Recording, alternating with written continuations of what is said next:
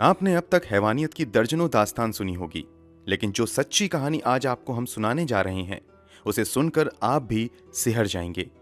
2013 में घटी इस घटना पर तब लगभग पूरा देश रोया था। इस केस की सुनवाई के दौरान मामले की पैरवी कर रहे वकील ने इस अपराध को महिला जाति के साथ की गई अब तक की सबसे बड़ी हैवानियत करार दिया था। वहीं इस केस की सुनवाई कर रही जज ने फैसला सुनाते समय जिसे सुनकर हर किसी की आंखों में आंसू आ गए थे। आखिर यह घटना क्या थी और कहां घटी थी? इस केस की सुनवाई के दौरान जज ने क्या टिप्पणी की थी? इस केस में और क्या कुछ हुआ था? तारीख थी 1 मई 2013। वैसे तो ये तारीख अधिकतर लोगों के लिए आम दिनों की ही तरह थी, मगर दिल्ली के नरेला में रहने वाली प्रीति राठी के लिए यह दिन बेहद खास था। आज पहली बार प्रीति दिल्ली के बाहर जा रही थी। पहली बार घर छोड़कर बाहर जाने की वजह से मन में थोड़ी घबराहट भी थी, लेकिन खुशी भी थी, क्योंकि प्रीति ने वो कारनामा किया था जिस पर उसके पूरे परिवार को नाज था। पढ़ाई पूरी करने के बाद वो मिलिट्री हॉस्पिटल में नर्स बनना चाहती थी। इसके लिए उसने तैयारी भी शुरू कर दी थी।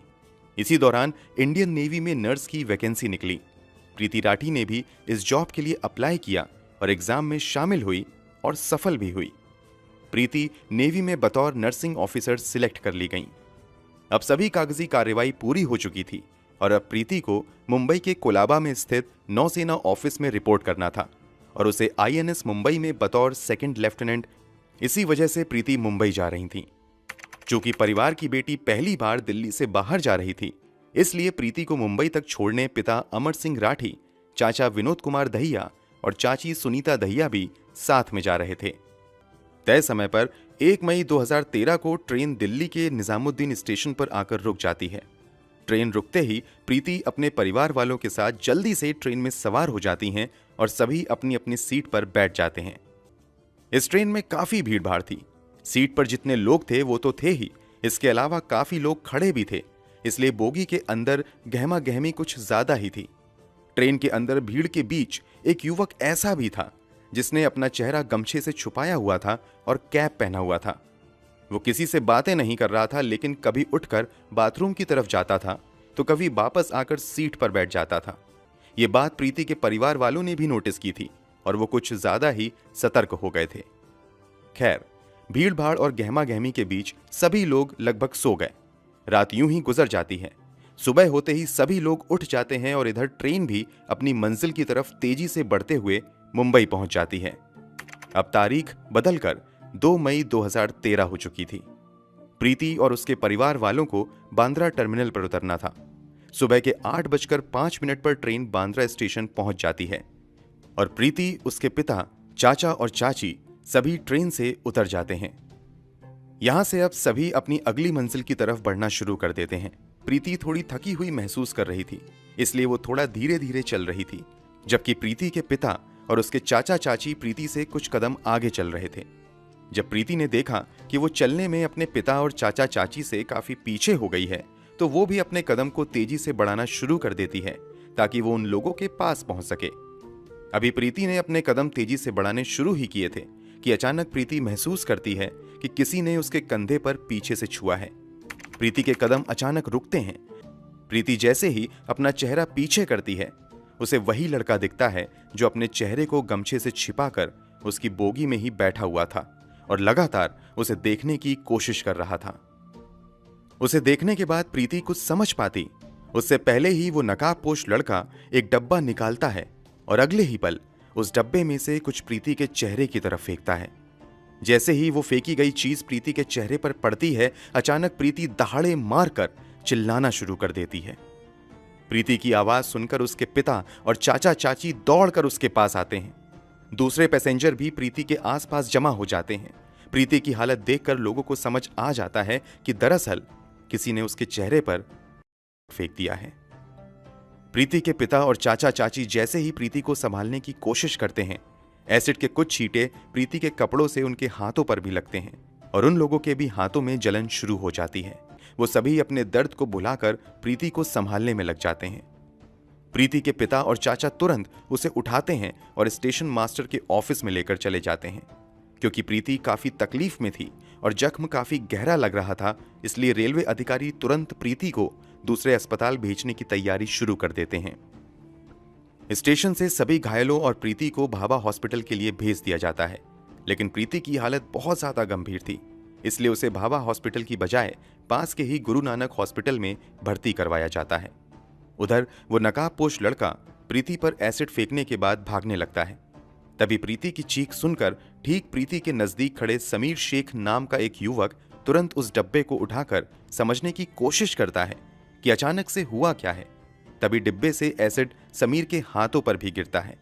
वो तुरंत डब्बा नीचे फेंकता है और समझ जाता है कि इस लड़की पर एसिड अटैक हुआ है, और वो तेजी से उस नकाबपोश व्यक्ति के पीछे भागना शुरू कर देता है। साथ ही चिल्लाता है, सलीम, सलमान, उसे पकड़ो, पकड़ो। दरअसल सलीम और सलमान भी समीर के साथी थे, इसलिए समीर को जब ये एहसास होता है कि लड़की पर एसिड अटैक हुआ है तो वो नकाबपोश के पीछे भागना शुरू कर देता है। साथ ही अपने दोनों जानने वालों को भी उस नकाबपोश लड़के को पकड़ने के लिए कहता है। वो लोग भी उस नकाबपोश का पीछा करने लगते हैं, लेकिन कुछ ही पलों में वो नकाबपोश उन सभी को चकमा देकर भाग जाने में कामयाब हो जाता है। समीर शेख, सलीम और सलमान, ये तीनों नाम याद रखिएगा, क्योंकि इस केस में इन तीनों ने आगे महत्वपूर्ण भूमिका निभाई थी। प्रीति को गुरु नानक हॉस्पिटल में एडमिट करवा दिया जाता है, जहां उसका ट्रीटमेंट शुरू हो जाता है, जबकि प्रीति के पिता, चाचा, चाची और समीर शेख को भी भाभा हॉस्पिटल ले जाया जाता है। इधर पुलिस मौके पर पहुंचकर स्पॉट पंचनामा बनाना शुरू कर देती है।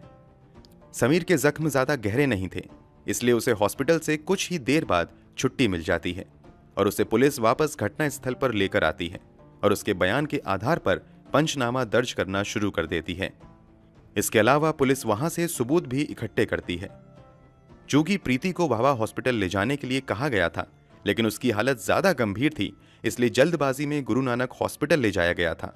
लेकिन समस्या ये थी कि गुरु नानक हॉस्पिटल में बर्न यूनिट नहीं था और वहां कई अन्य सुविधाओं की भी कमी थी। इसलिए कुछ देर के बाद प्रीति को गुरु नानक हॉस्पिटल से मसीना हॉस्पिटल रेफर कर दिया जाता है। मसीना हॉस्पिटल पहुंचते ही प्रीति का इलाज शुरू होता है। इधर पुलिस भी प्रीति का बयान दर्ज करने के लिए मसीना हॉस्पिटल पहुंचती है, लेकिन जख्म इतना गहरा हुआ था कि प्रीति की आवाज जा चुकी थी। प्रीति का चेहरा बुरी तरीके से जल चुका था, साथ ही उसके गर्दन पर भी गंभीर घाव हुए थे। प्रीति के शरीर पर जरूर गहरे जख्म हुए थे, मगर प्रीति का हौसला अभी टूटा नहीं था और वो पूरे जज्बे और हिम्मत से लड़ रही थी। अब प्रीति चाहकर भी कुछ नहीं बोल पा रही थी, तो उसने हाथों से लिखने का इशारा किया। इसके बाद प्रीति को पेन और पेपर दिया गया। प्रीति लिखकर डॉक्टर और अपने माता पिता से बात करने लगी। इस एसिड अटैक की खबर मीडिया में भी फैल चुकी थी और धीरे धीरे ये खबर अखबारों और टेलीविजन की सुर्खियां बनने लगी। देखते ही देखते देश भर में ये मुद्दा छा गया। लोग इस एसिड अटैक के खिलाफ सड़कों पर उतरने शुरू हो गए और देश के कई हिस्सों में विरोध प्रदर्शन किया गया और जल्द से जल्द प्रीति के गुनहगारों को गिरफ्तार करके सजा देने की मांग शुरू की गई। पुलिस पर भी भारी दबाव था कि वो तुरंत अपराधी को गिरफ्तार करे, लेकिन समस्या ये थी कि अपराधी का कहीं से कोई क्लू नहीं मिल रहा था। हालांकि घटना के समय स्टेशन पर मौजूद कुछ गवाहों के बयान के अनुसार अपराधी का स्केच पुलिस ने तैयार करवा लिया था और अपराधी की तलाश शुरू हो गई थी, मगर पुलिस के हाथ खाली थे। इसी बीच 4 मई 2013 को पवन कुमार नाम का एक लड़का प्रीति की बहन तन्नू को फोन करता है और प्रीति के बारे में पूछता है कि वो कैसी है। पवन कुमार बीटेक का स्टूडेंट था और प्रीति से उसकी पुरानी जान पहचान थी। इस बात की जानकारी तन्नू अपने पिता अमर सिंह राठी को देती है और अमर सिंह जांच कर रहे पुलिस अधिकारियों को भी इस बात की जानकारी देते हैं कि पवन कुमार नाम के एक लड़के ने फोन करके प्रीति का हालचाल पूछा है। ये जानकारी हाथ लगने के बाद पुलिस वो स्केच जो गवाहों के बयान के आधार पर बनाया गया था प्रीति को दिखाती है और प्रीति से पूछती है कि क्या तुम इन्हें पहचानती हो। जवाब में प्रीति बोर्ड पर 3 नाम लिखती है, सत्यम, अंकुर और पवन कुमार। प्रीति के अनुसार स्केच में दिख रहा लड़का इन तीनों में से कोई एक था। क्योंकि प्रीति ने भी पवन कुमार का नाम लिया और पवन कुमार ने फोन करके प्रीति का हालचाल जाना था, पवन कुमार ने ही प्रीति पर एसिड फेंका होगा और वो जानना चाह रहा होगा कि प्रीति जिंदा है या मर गई।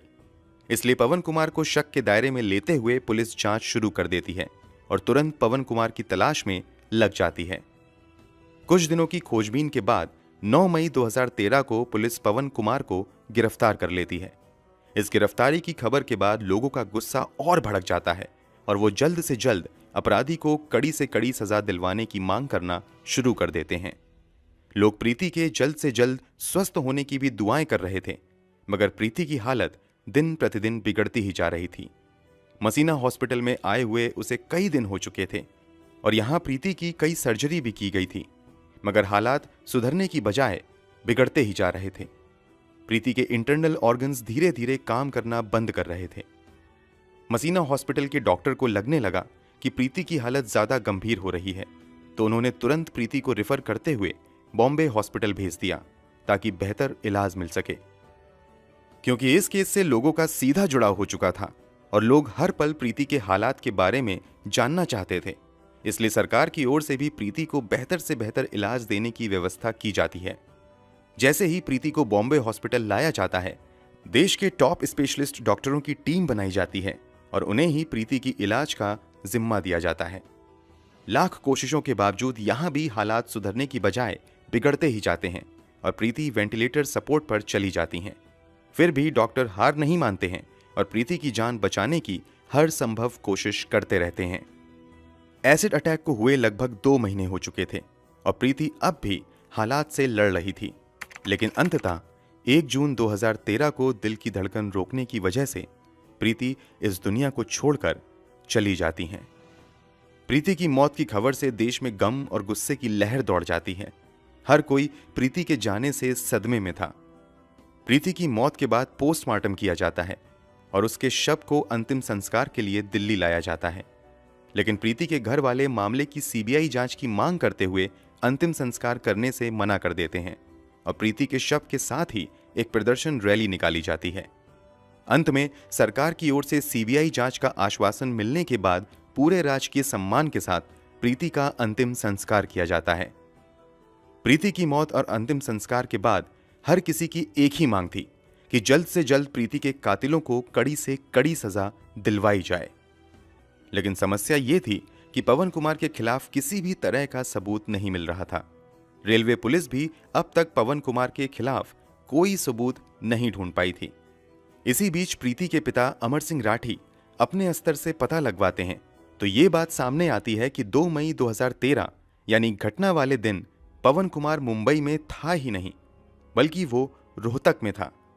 बाद में पुलिस भी पवन कुमार के फोन का लोकेशन हिस्ट्री निकलवाती है तो पता चलता है कि घटना वाले दिन पवन कुमार वास्तव में रोहतक में था। पुलिस की बजाय प्रीति के पिता द्वारा यह पता लगाना कि पवन कुमार उस दिन रोहतक में था, पुलिस की बड़ी नाकामी थी और ये इस बात का भी संकेत था कि पुलिस इस घटना की जांच सही तरीके से नहीं कर रही है। इसलिए प्रीति के पिता कोर्ट में एक रिट पिटीशन फाइल करते हैं और सीआईडी मुंबई से जांच की मांग करते हैं। कोर्ट ये मांग मान लेता है और मामले की जांच सीआईडी मुंबई को दे दी जाती है। केस हाथ में आते ही सीआईडी मुंबई जांच के सिलसिले में सबसे पहले प्रीति राठी के घर जाती है और कुछ जानकारी जुटाना शुरू कर देती है। सीआईडी के अधिकारी प्रीति के कुछ नजदीकी रिश्तेदारों से भी पूछताछ करते हैं। रिश्तेदारों से पूछताछ के दौरान एक रिश्तेदार पुलिस वालों को बताती है कि पड़ोस में ही रहने वाला अंकुर पवार नाम का एक लड़का प्रीति से एक तरफा प्यार करता था। उसने प्रीति को प्रपोज भी किया था, लेकिन प्रीति ने साफ मना कर दिया था। इसके अलावा अंकुर पवार प्रीति से ही शादी करने की जिद कर रहा था, लेकिन प्रीति ने इस प्रस्ताव को भी ठुकरा दिया था। प्रीति के एक रिश्तेदार के मुताबिक इसी के बाद अंकुर ने प्रीति को अंजाम भुगतने की धमकी दी थी। पुलिस के लिए यह एक बड़ा क्लू था। पुलिस तुरंत अंकुर का पता लगाती है और उसे पूछताछ के लिए बुलाया जाता है। पुलिस अंकुर से पूछती है कि 1 मई 2013 को तुम कहां थे। इस पर अंकुर ठीक ढंग से जवाब नहीं दे पाता है और तुरंत अपने बयान बदलने लगता है। इसके अलावा पुलिस को यह भी नजर आता है कि अंकुर के दोनों हाथों पर जख्म के निशान हैं। ये जख्म वैसे ही थे जैसा कि एसिड से जलने पर होता है। अंकुर द्वारा बार बार बयान बदले जाने और अंकुर के हाथों पर जख्म के निशान देखकर पुलिस का शक और गहरा हो जाता है और वो अंकुर को पूछताछ के लिए 17 जनवरी 2014 को मुंबई लेकर आ जाती है। मुंबई लाकर उससे कुछ और पूछताछ की जाती है और कुछ ही समय की पूछताछ में ये साफ हो जाता है कि एसिड फेंकने वाला व्यक्ति कोई और नहीं बल्कि यही अंकुर पवार था। पुलिस तुरंत अंकुर को गिरफ्तार कर लेती है और उसके मेडिकल एग्जामिनेशन के लिए जे हॉस्पिटल भेज देती है। हॉस्पिटल से आने के बाद पुलिस अंकुर से पूछताछ शुरू करती है। पूछताछ में अंकुर बताता भी है कि दरअसल वो प्रीति को पसंद करता था, लेकिन प्रीति ने मना कर दिया था, इसी से वो काफी चिढ़ा हुआ था। इधर प्रीति ने इंडियन नेवी में भी नौकरी हासिल कर ली थी, जबकि अंकुर बेरोजगार बैठा हुआ था। इस कारण अंकुर के घरवाले उसे ताना देने लगे थे। इससे भी अंकुर को प्रीति से काफी जलन होने लगी थी।